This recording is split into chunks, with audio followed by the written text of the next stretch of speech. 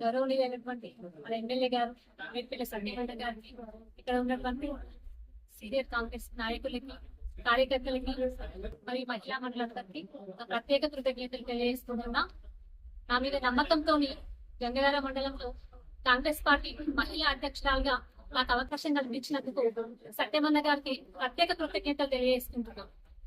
Party అభివృద్ధిలో భాగంగా గంగాధర మండలంలో ఉన్నటువంటి ప్రతి గ్రామంలో కాంగ్రెస్ ప్రభుత్వం చేపట్టబోయేటటువంటి ప్రతి అభివృద్ధి కార్యక్రమంలో మీరు పాల్పంచుకుంటూ, ముఖ్యంగా మహిళల కోసం చేపట్టేటువంటి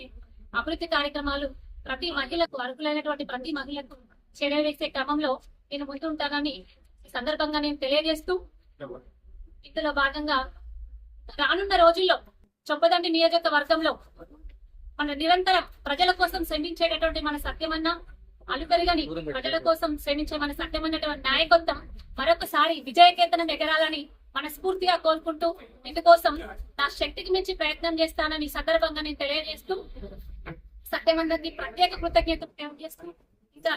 జిల్లా కాంగ్రెస్ పార్టీ మహిళా అధ్యక్షురాలు సత్యప్రసాద్ అక్క గారికి ప్రత్యేక కృతజ్ఞతలు తెలియజేసుకుంటున్నాను. ఇందుకోసం నాకు ప్రోత్సహించినందుకు